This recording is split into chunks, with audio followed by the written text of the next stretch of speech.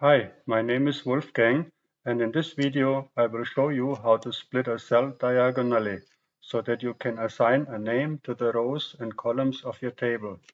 Let's get right into it. So here we have a table with monthly expenses for 3 years. In the top left cell of the table we want to see year for the rows and month for the columns, separated by a diagonal line. Adjust the row height to about twice the original height. Enter year, then use Ctrl Return to start a new line in the cell and enter month.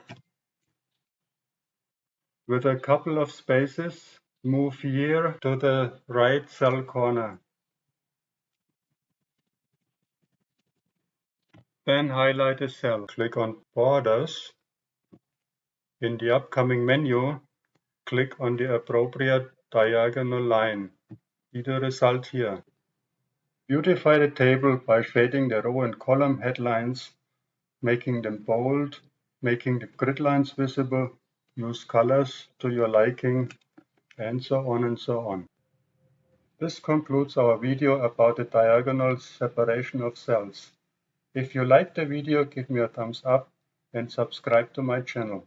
If you have questions, leave a comment. I'm more than happy to answer. Thanks for watching and have a nice day.